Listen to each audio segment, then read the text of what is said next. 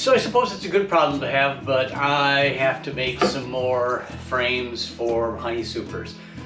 Thought I had plenty, and a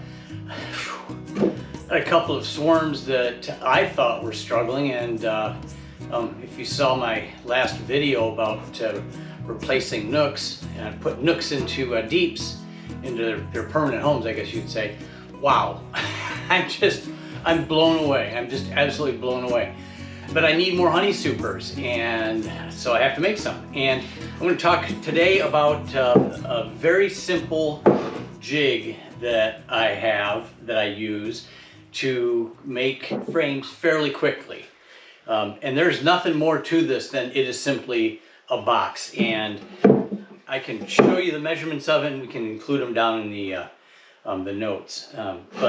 This works pretty simple. So I've got all my parts I need.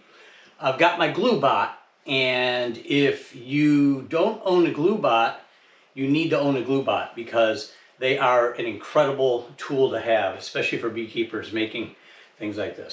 So how does this work? Pretty simple. I take the end pieces and I do the tops first, and I basically just put them in. Okay, got these in. Take your glue bot and you put a little dab of glue on each end.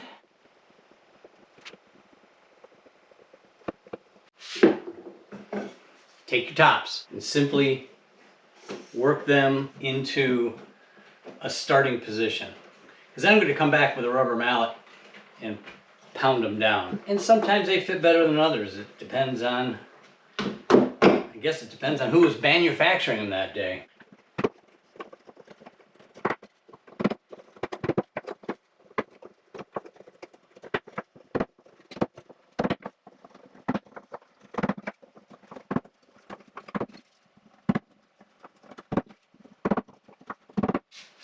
Then we grab the rubber mallet and take my rubber mallet, I get things just pretty much close in place, and you just tap them down.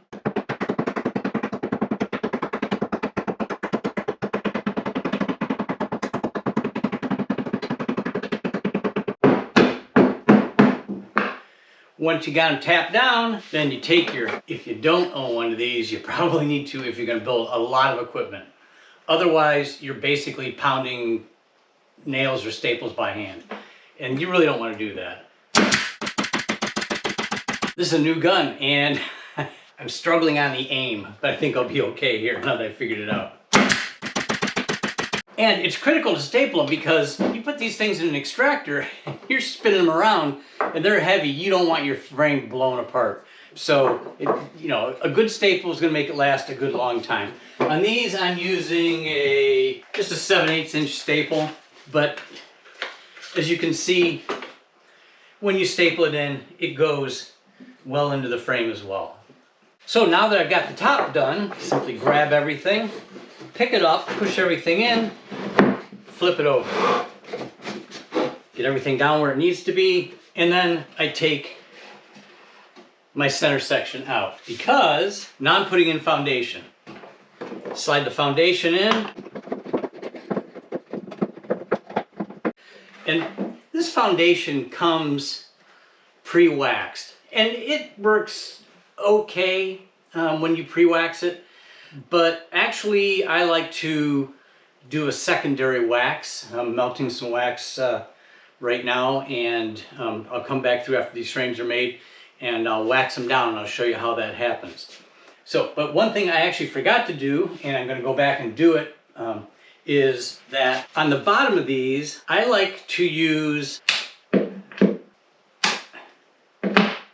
these little travel spots. And what they are, basically, when the frame is done, I can show you on one of these frames that's already completed, that this frame has these in the bottom of them. And all it really does is it just makes it easier for the bees to pass from one frame to the other. So I use them. And I mean, do I know that they work? I don't know, I think. But it makes sense to me to be able to give the bees a passage, because in nature, all the comb is built in a U shape. And I'm assuming that's so it's easy to get from the top and the bottom. So that's why I go through and do that. So I'm going to go back through and I'm going to clip all these off, and then we're going to put the bottoms on. And now it's time to put the bottoms on. Again, take your glue bot, make it simple. I mean, just a dab of glue into each of these spaces. You really want to make sure that you are gluing and stapling, because again, well, number one, if you're pulling frames out of the supers while they're on the hive, you certainly don't want a frame to come apart on you. As I said a few minutes ago, you don't want your frames to blow apart in your extractor. And the same thing goes for deeps, and especially for deeps, because you have a deep frame come completely apart while you're inspecting a hive, and you got a mess on your hands. You got to figure out how to get that thing back together, or you got to figure out how to get it out, and depending on where it's at, it's either got honey in it or it's got brood in it. It's bound to have a bunch of bees on it. So glue and staple everything. And if you buy stuff that's already made, check before you purchase to make sure that it's been glued and stapled. The glue part might be hard for you to ascertain. The staple you can definitely see. But my experience is, and I learned this the hard way very early on, and I didn't glue, I just nailed, and I had things coming apart of me like crazy. Because nails don't tend to stick in this soft pine. So we're going to put the bottoms on here. Try to keep as much glue off my fingers as possible. And as you can tell, this is a pretty simple process. There's not a whole lot to it. But it is a lot easier to have this jig that holds everything together.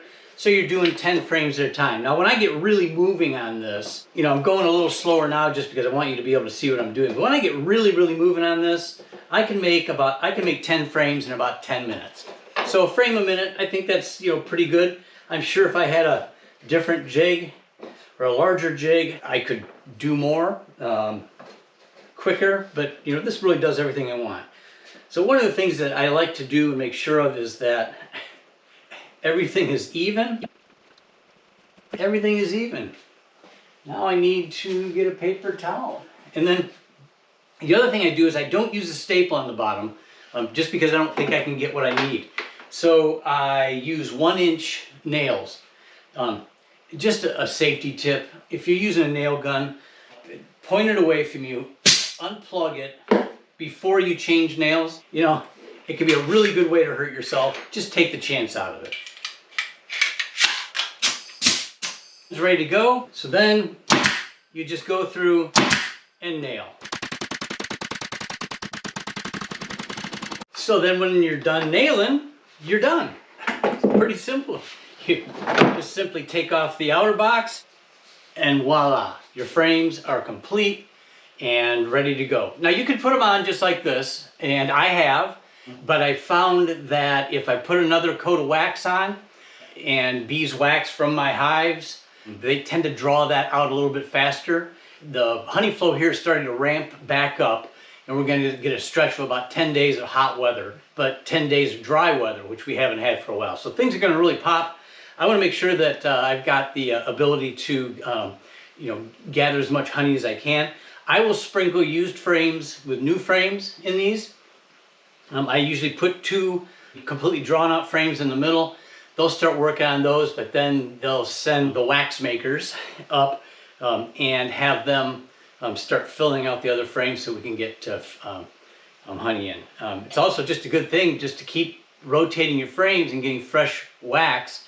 After a few years collecting wax and collecting honey in these, they get dirty, and I just feel like it's probably better for the honey, it's better for my consumers that I'm not using dirty frames. It could contain something, who knows, whatever they bring in. So there you have it. I'm going to show you how to wax these real quick, and that's how you do a frame. So real quick, I just want to show you how I wax frames. You know, I mean, other people may do it different, but since this is already waxed, it has a wax coating on it, you know, and you can feel it. All I'm really trying to do is just put a little bit more on, almost as an enticement. So I take you know, a little bit wider brush, and I just lightly hit the top. And it's okay if you get, you know, some of it fills in. But more than anything, I'm just adding somewhat of a new kind of wax smell to it, just to entice them to go, this is a place to lay wax. And it only takes a second. It doesn't take a lot of wax, but you know, it's your opportunity to just throw a little bit on there. I just call it insurance. If I didn't need them to build this out pretty quick, then I just leave it as is, because I've left it as is on hundreds and hundreds of frames. But I also have had times I want to draw quick, and I want them to take advantage of the flow that's on and will be coming up. And you know, even if we might even get a little bit of a fall flow, I need frames. So it's that easy. Probably takes less than maybe 3 or 4 minutes to do an entire box. And it's dry as soon as you put it on. And you can even see in this one right here, that's from the manufacturer, so a little bit of extra wax in there. But again, it just adds a little bit of extra insurance. There you have it. Pretty simple.